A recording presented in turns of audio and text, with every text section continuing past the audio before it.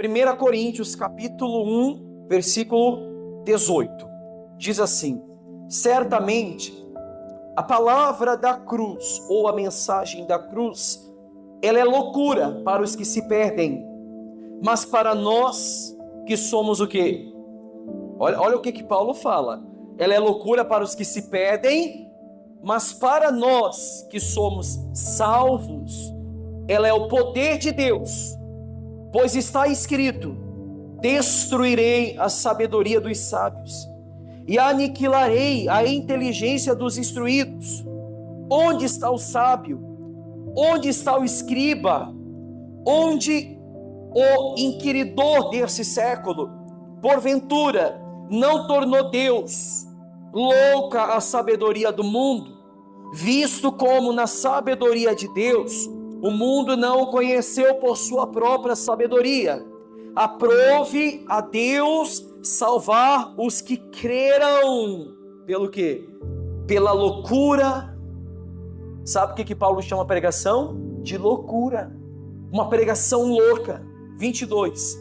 Porque tanto os judeus pedem sinais, como os gregos buscam sabedoria. Mas nós pregamos a Cristo, e esse, aquele que prospera todo mundo. Ah, não é isso aí?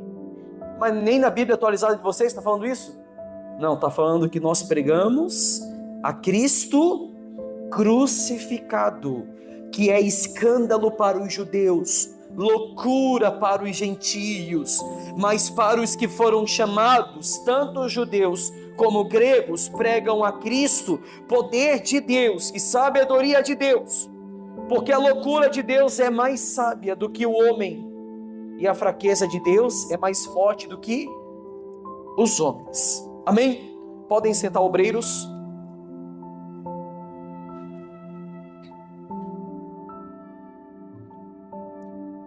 Os obreiros podem sentar. Presta atenção, por favor. Sem ajuda e sem ser iluminado, o homem caído, o pecador, ele, em sua condição natural e sem o evangelho, jamais ele encontrará o caminho de Deus. Jamais. Sem ajuda e sem ele ser iluminado, jamais. O homem por si só, o pecador em sua condição caída, na sua condição, na sua natureza natural, ele jamais encontrará o caminho de Deus. Na verdade, ele nem estará em busca desse caminho. É como nós falamos em algumas pregações atrás: você não aceitou Jesus, foi Ele que te aceitou.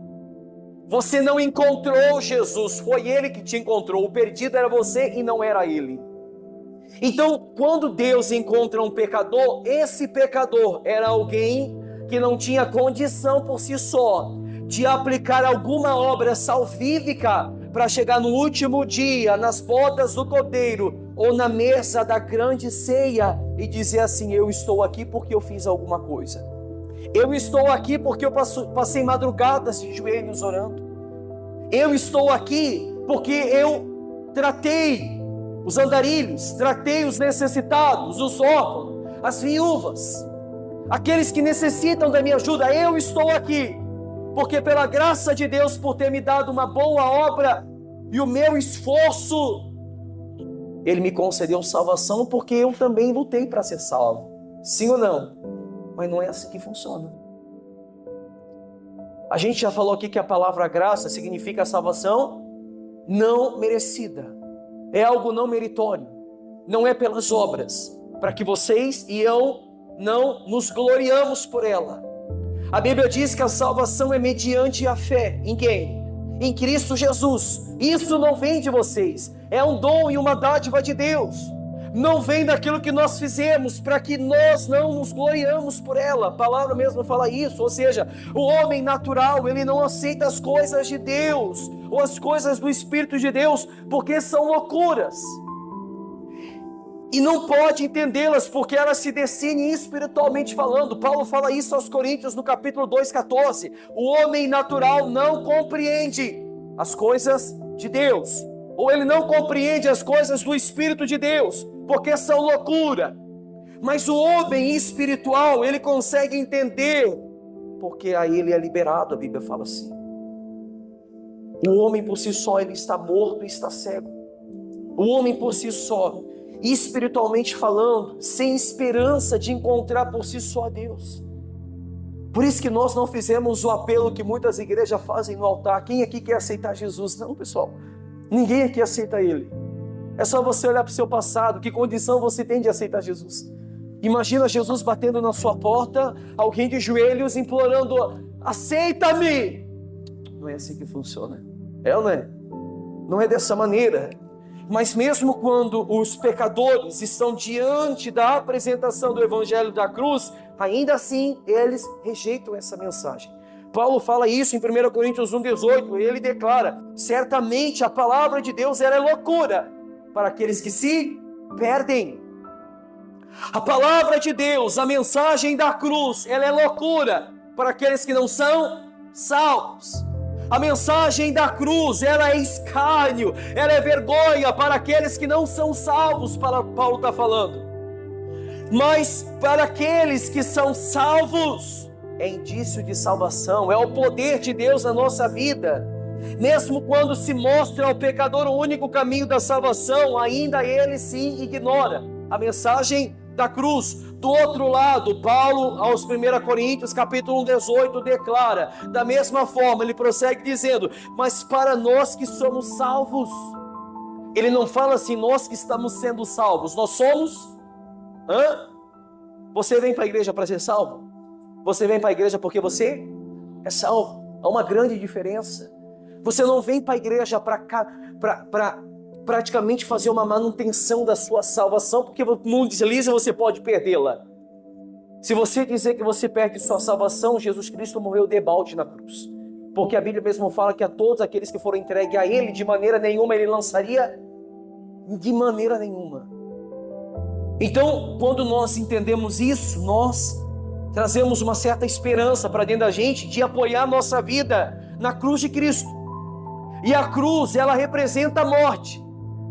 Você pode ver que mesmo antes de Jesus ter sido crucificado, ele já falava da cruz. Aquele que quer vir após mim, primeiro tem que fazer o quê? Toma a sua cruz, negue-se a si mesmo e siga. Antes de Jesus ser crucificado, ele já falava da cruz. Se você ler o livro de John Stott, A Cruz de Cristo, é um livro que me constrangiu, eu li esse livro. John Stott disse que um certo fotógrafo entra em uma igreja, e ele entra e está passando a cerimônia dos clérigos, e quando ele entra, de imediato, quando ele olha para o altar, ele vê uma imagem de uma cruz. Quando ele olha na mão das pessoas, ele vê uma cruz, e ele não entendia isso. Quando ele está caminhando no corredor da igreja, ele vê lá a manjedoura como sinal e representação de Jesus no nascimento, um bebê do lado de Maria, apoiada num caixote, aonde foram trazidos presentes dos 3 magos. E diz o livro que uma luz iluminava o prosélito, e aquela luz que iluminava aquele prosélito, ali a luz batia no bebê que abriu seus braços querendo abraçar a mãe, e o reflexo dessa luz batia na criança, mas atrás da criança, na parede, trazia a imagem de uma cruz. Jesus no nascimento, praticamente a mensagem já estava posta na parede: vai ter que passar pela cruz, vai ter que passar, porque para a gente ser salvo hoje, e nós somos salvos, foi graças à cruz de Cristo. Nós entendemos que naquele tempo o romanismo, eles maltratavam as pessoas, e a morte mais dolorosa era a morte de cruz. Quando alguém chegava no ápice da condenação, eles colocavam esse homem pendurado no madeiro. Não era a cruz em si, mas aquele que foi estampado na cruz. Não era o madeiro em si, mas aquele que foi colocado no madeiro. Não era o tronco de uma árvore em si, formando uma cruzada que trouxe salvação para a gente hoje, mas é a mensagem que ela trouxe. Porque Gálatas 3,13 diz que maldito é todo aquele que for pendurado numa cruz, num madeiro. Na Nova Tradução da Linguagem de hoje diz que maldito é todo aquele que for pendurado numa cruz. Jesus se fez maldito. Veja bem que Isaías 53:4 diz que verdadeiramente Ele levou sobre si as nossas dores, as nossas enfermidades. Ele foi o castigo que nos trouxe a paz, e sobre as suas pisaduras fomos sarados. Ele foi levado como ovelha muda ao matadouro. Ele foi envergonhado pelos seus tosqueadores. Ou seja, alguém já viu como se tosqueia uma ovelha? Já viu como funciona? Ele bota a ovelha lá e ele começa a passar a máquina tirando a lã da ovelha. A Bíblia diz que ele foi envergonhado pelos seus tosqueadores. Mudo. Não pronunciou palavra nenhuma, meu Deus do céu. Praticamente mataram o autor da nossa vida. Mataram o autor da nossa salvação. Por isso que Paulo, quando ele expressa sobre a mensagem da cruz, é para a gente sempre lembrar em cima do altar que é a cruz de Cristo. Aqui é apenas uma mera representação. Não dá para ver muito bem, né? Mas dá para ver. É uma imagem, uma representação. Não é alguém que a gente adora, claro. Mas através da cruz. E não era a cruz em si, porque do lado dele tinha mais dois. Se fosse a cruz dos dois também nós teríamos que adorar. Mas foi aquele que foi pendurado no madeiro. A Bíblia diz que nós temos que ter o mesmo sentimento que houve em Cristo Jesus, que mesmo sendo Deus, não supôs ser igual a Deus, antes se despiu da sua glória, se fazendo como homem, em tudo foi tentado, porém sem pecado, obedecendo ao Pai, e obedeceu até a morte de cruz, morte de cruz. Ou seja, por outro lado, como eu acabei de falar, Paulo, ele prossegue dizendo, mas para nós que somos salvos, poder de Deus, a suposta sabedoria humana, aquilo que a teologia natural nos diz, que levará o homem a Deus, força-o rejeitar a mensagem da cruz e o único poder que existe que pode salvá-lo. Dificilmente você vai ver uma igreja tradicional e contemporânea falando da cruz, da mensagem da cruz. Você quer seguir a Jesus? Toma a sua cruz. Pastor, mas qual que é o verdadeiro significado da cruz? Morte. Quem era levado para a cruz era para quê? Para morrer. Não era para outra coisa. Não era para estar um espetáculo diante do público, como era feito no Coliseu. Os mártires do passado, as mulheres com as suas crianças, os homens, levado ao Coliseu para morrerem pela sua fé, seus sangues tombando na rua. Mas a história diz que eles iam cantando. O livro de John Fox, falando sobre os mártires, dizem que eles iam cantando, salmodiando, alegres. Um pai da igreja, se eu não me engano, Tertuliano, diz: graças eu te dou, Senhor, porque o Senhor me tornou digno de morrer pelo teu evangelho. Para você ver que nem todos são dignos nem de morrer pelo evangelho. A gente leu isso no livro de Atos. A gente viu isso que quando Pedro, ele está encerrado na prisão, e Tiago é morto à espada, a Bíblia diz que esses líderes tentavam matar alguns da igreja, não todos, porque nem todos são dignos do martírio. O dia que você passar pelo martírio, dê graças a Deus, porque você foi digno de morrer por algo que você não era digno de estar nele. Por isso que o martírio há de revelar, de fato, o verdadeiro cristão. E se hoje nós temos essa convicção, tudo que acontece com a gente, mesmo na dor e no sofrimento, porque Paulo mesmo disse que se gloriava nisso. Eis que eu me glorio na cruz de Cristo. Paulo se gloriava na cruz. A única esperança de salvação vem através da pregação da cruz. É a única esperança para o homem perdido, para o homem caído. Paulo reconhece que tal mensagem, ela é escândalo para os judeus e pura estupidez para os gentios. Pura estupidez. O símbolo da cruz, o símbolo do Evangelho de Cristo é uma cruz. Não nos deixemos nos manipular por falsos ensinos. Fiquemos atentos e não nos deixemos seduzir por mensagens de fundamentações duvidosas. Não se chega à ressurreição sem passar pela cruz. Entenda uma coisa, para que você possa ressuscitar no último dia, porque a palavra mesmo fala isso, e o Pai o ressuscitará no último dia. Para que você possa ressuscitar no último dia, é necessário você passar pela cruz. Pastor, é você pregado numa cruz? Não é isso que eu estou falando. É a simbologia que a cruz traz, a morte, a abnegação, rejeição, negação. Saber que o meu Salvador foi estampado vergonhosamente como escândalo da cruz, foi pregado diante de todos nu e não tinha vestimenta sobre ele. A gente já pregou isso na Páscoa. A cruz, ela aponta para a justiça e para o amor de Deus. O Evangelho centraliza-se na morte de Cristo, na morte de Cristo. Na capital da filosofia, que era praticamente Corinto ou Atenas, Paulo decide pregar a mensagem da cruz. A morte de Cristo não é uma doutrina periférica do cristianismo, mas a sua própria essência. A cruz não é uma tarefa de autorrealização momentânea. A cruz não é algo que é pregado no altar para autorrealização momentânea de vocês. Nós não podemos pregar prosperidade através da cruz. Nós não podemos pregar cura através da cruz. Como é que podemos pregar cura através de alguém que foi morto nela, meu Deus do céu? Alguém que foi ferido. Alguém que foi praticamente com uma lança. Os carrascos enfercaram uma lança do lado do nosso Cristo para ver se realmente ele estava morto. Aonde que saíram os dois símbolos principais do cristianismo, os dois sacros, que é o batismo e a Santa Ceia. Do lado do nosso Cristo saiu sangue e água. Naquele momento se revelou a salvação dos gentios, salvação não merecida, através dos sacros mais importante da igreja, o batismo e a Santa Ceia. Ou seja, a cruz não é uma tarefa de autorrealização momentânea para a gente. Ela é o núcleo, ela é o centro, ela é o eixo e a essência do cristianismo. A palavra de Cristo é centrada numa única mensagem: a mensagem da cruz. Amém? A morte substitutiva de Cristo na cruz é o ponto central e culminante do Evangelho.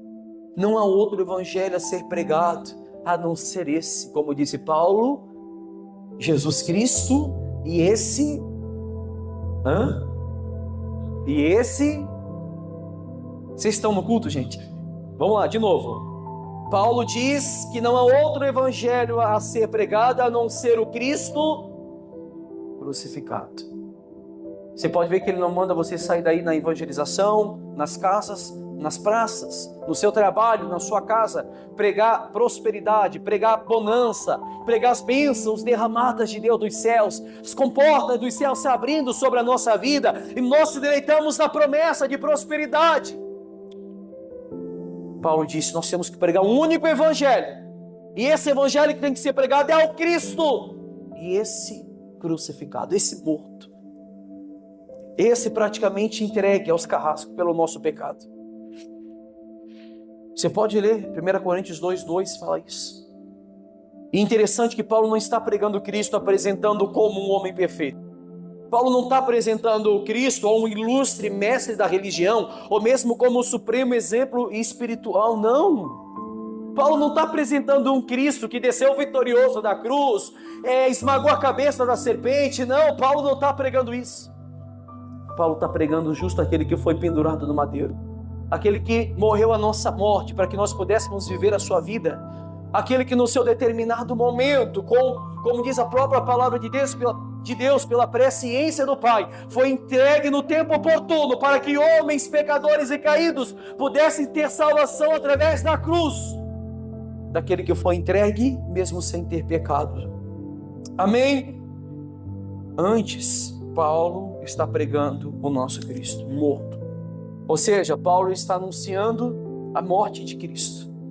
Todas as vezes que a igreja perde de vista a centralidade da morte de Cristo, ela perde a essência do próprio Evangelho. Por isso que eu falo aqui, já falei várias vezes, não me canso de falar, que se Cristo saísse de muitas igrejas, tudo continuaria da mesma forma, da mesma maneira, porque a cruz foi tirada do centro. O Cristo foi tirado do centro. Talvez tenha um Cristo lá, mas não o crucificado. É ou não é? Pode ver que a maioria das igrejas não mostra isso, não prega isso. Não mostra a essência do próprio evangelho. A mesma cruz que era escândalo para os judeus e loucura para os gregos, e loucura para os gregos era o conteúdo da pregação de Paulo. E Paulo mesmo falava que se gloriava daquilo que os judeus e os gregos se envergonhavam. Paulo mesmo disse: tem uma coisa que eu me glorio, sim, isso é na cruz de Cristo, que era loucura para os judeus, vergonha para os gregos. Praticamente a cidade da sabedoria era a Grécia, os gregos.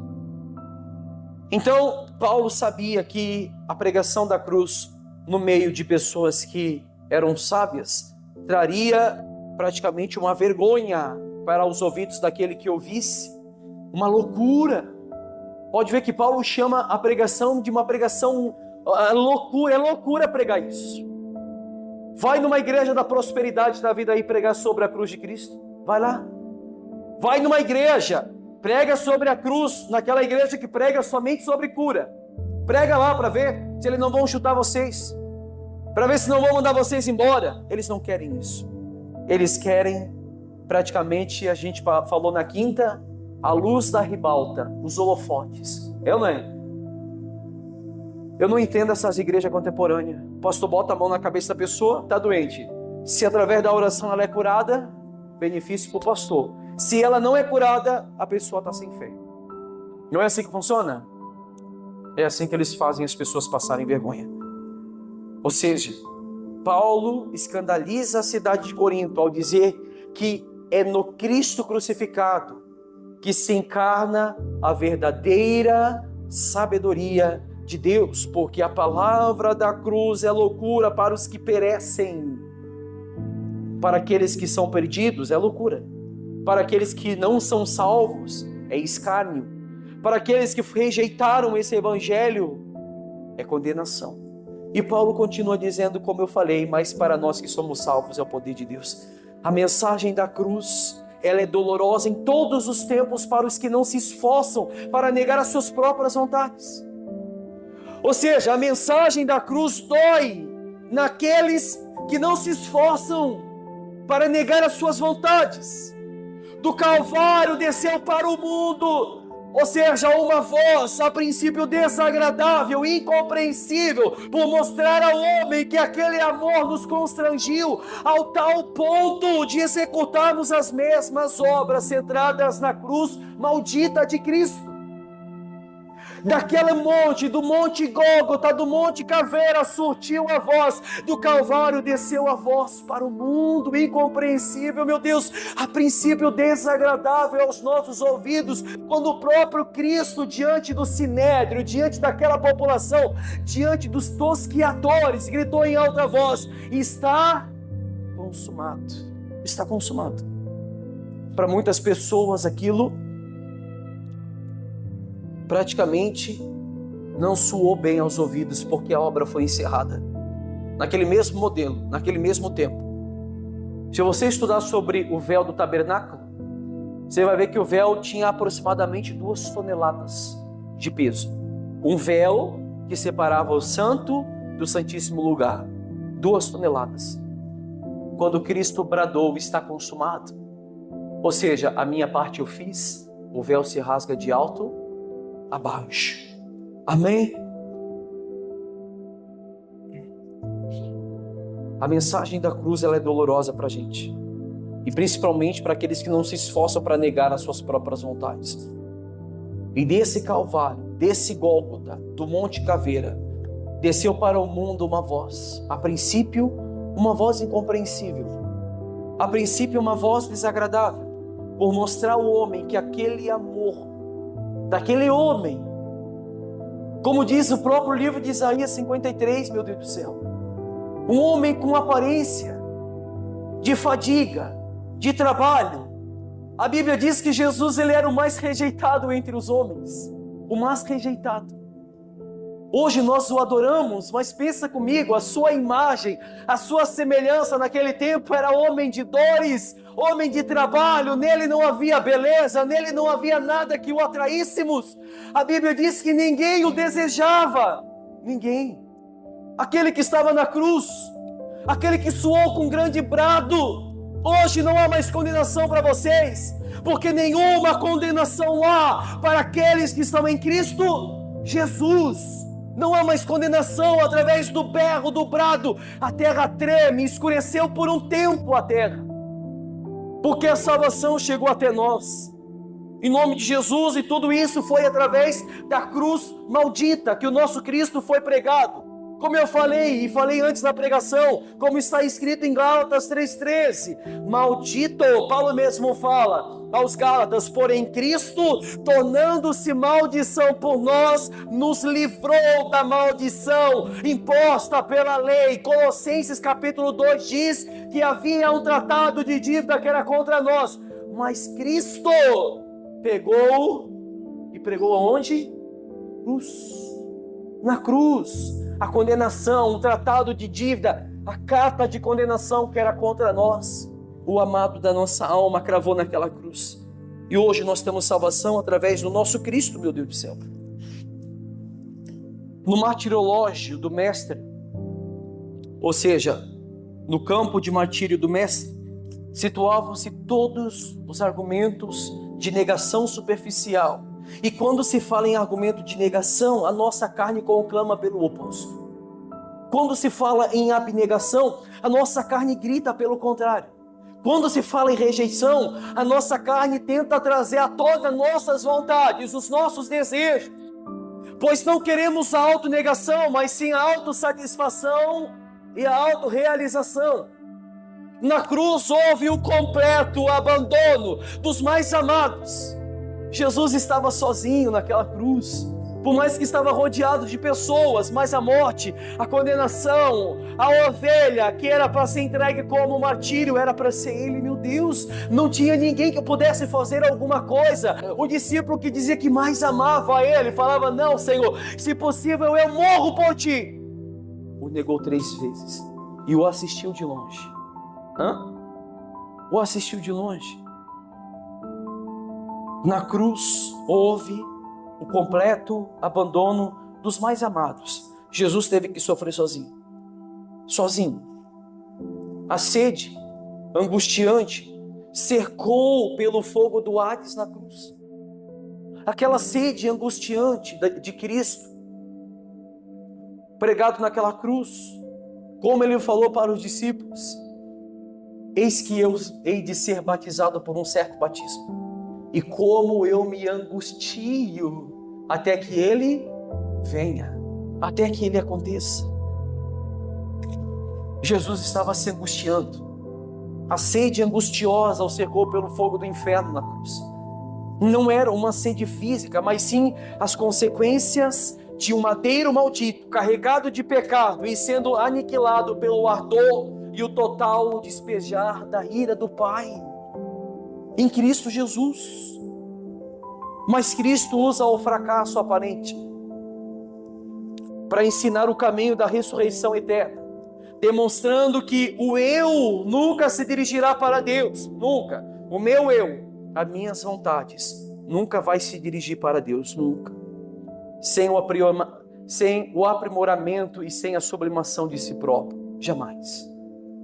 Ainda hoje, nos dias de hoje, a linguagem da cruz é loucura para os que permanecem interminavelmente no círculo do seu ego. Ainda hoje, a mensagem da cruz, ela é loucura para aqueles que vivem num pecado interminável, no círculo do seu ego. Repitamos a mensagem da cruz ao irmão que se afoga na carne, e ele nos classificará à conta dos loucos. Se nós pregarmos aos nossos amigos que estão nos deleitos do pecado, como disse Jó, que o homem bebe do pecado como se bebe água, pregamos a cruz a esses que estão encarcerados nas suas mentes poluídas, nos seus opróbrios, nas suas vergonhas. Se nós pregarmos a cruz para esses pedidos, ainda assim, eles hão de nos classificar como loucos, na conta dos loucos. Mas todos nós que temos sido salvos, tudo isso é a salvação eterna da nossa alma. Amém? No Calvário se ergueu uma cruz contra o céu, como um emblema de afronta e de sofrimento.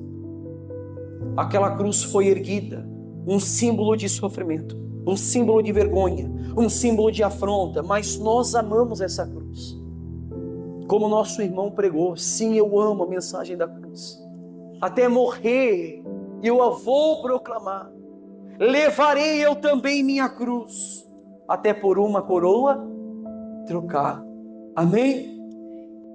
Porque naquela cruz morreu nosso Senhor, o qual deu a vida para eu e você, nós pecadores, destituídos da glória de Deus. Ao contemplar essa cruz e o que o nosso Senhor Jesus sofreu nela, sei que não há nada maior que o amor demonstrado através desse sacrifício. Não há nada na vida, não há nada no homem, não há nada na história da raça humana que pode trazer um certo significado de amor, a não ser o que Cristo fez naquela cruz. Uma mensagem de esperança, uma mensagem de vida, uma mensagem de alguém que nós... Deixa eu perguntar para vocês, você estaria disposto a morrer pelo seu inimigo? Pelo seu inimigo, por aqueles que te fazem mal. Talvez nem pelo seu filho você estaria disposto a morrer. Quem dirá pelo inimigo? Mas Jesus fez isso, morreu pelos seus inimigos, porque a Bíblia diz que todos nós éramos inimigos de Deus, mas Ele nos reconciliou com Ele mesmo através da cruz. Nós éramos filhos da ira, a Bíblia mesmo fala isso. Ou seja, ao contemplar essa cruz, a gente consegue observar que até no sofrimento de Cristo, mesmo nós sendo inimigo dele, nos aproximamos dele e nos tornamos filhos por Cristo Jesus. Amém?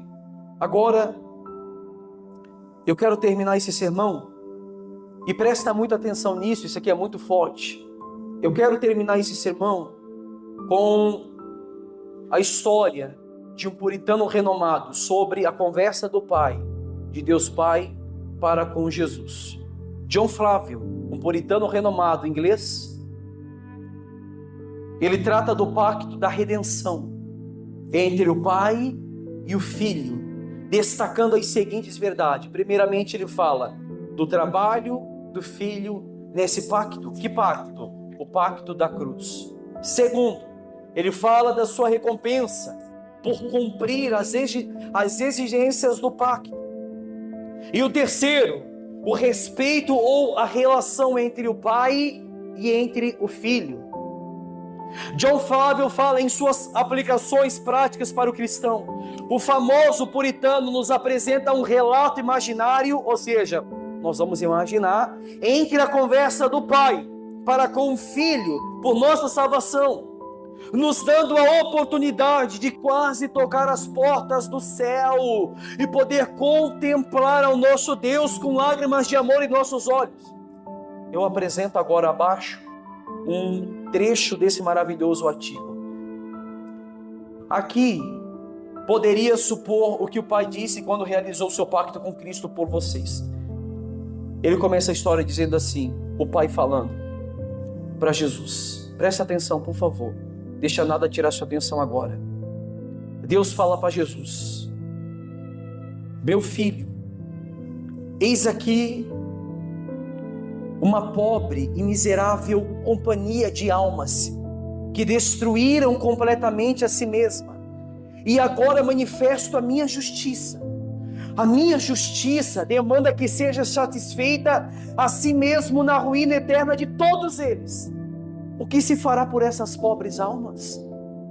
Então Cristo, ele responde dessa maneira. Cristo fala assim: ó meu Pai, ó meu Deus, tal és o meu amor e a minha compaixão por eles, que em vez de perecerem eternamente, eu me farei responsável por eles, como seu fiador. Traga-me todas as suas dívidas, para que eu possa ver tudo o que te devem. Senhor, traga-me todas elas, para que não haja dívidas futuras para eles. Coloque-as na minha conta. Preferirei sofrer a ira que merecem, para que eles não sofram sobre mim, meu Pai. Sobre mim seja toda a dívida que pertence a eles. E o Pai fala assim: mas meu filho, se tu comprometes por eles, deves avaliar o pagamento até o último centavo. até o último centavo. Não esperes nenhum apaziguamento. Se eu os perdoar, não pouparei a ti, não perdoarei a ti. Deus falando para Jesus. Jesus fala assim: eu aceito, Pai, que assim seja. Carregarei tudo sobre mim, eu sou capaz de cumprir. E ainda que isso provoque um tipo de ruína para mim, ainda que empobreça todas as minhas riquezas, esvazie todos os meus tesouros, pois assim verdadeiramente aconteceu, como está escrito em 2 Coríntios 8:9, pois conheceis a graça de nosso Senhor Jesus Cristo, que sendo rico, se fez pobre por amor de nós, para que pela sua pobreza vos tornasseis ricos, porém estou contente em realizá-lo. Corai de vergonha, ó crentes ingratos, deixem que ela cubra seus rostos. Julgai a vós mesmo agora, se Cristo tem merecido que devam ficar com ele por ninharias, que devam recolher ou encolher em algumas pequenas dificuldades e reclamar: isso é difícil e isso é duro. Se vós conhecesseis a graça de nosso Senhor Jesus Cristo nessa sua maravilhosa condescência pelos seus, jamais vocês fariam isso. Jamais. Cristo pagou o alto preço. A Bíblia diz que sem derramamento de sangue não há remissão de...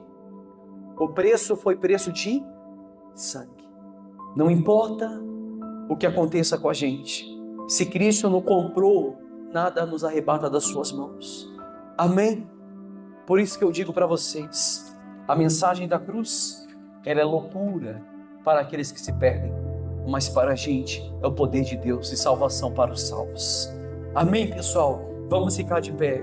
Aplauda Jesus bem forte que Ele merece.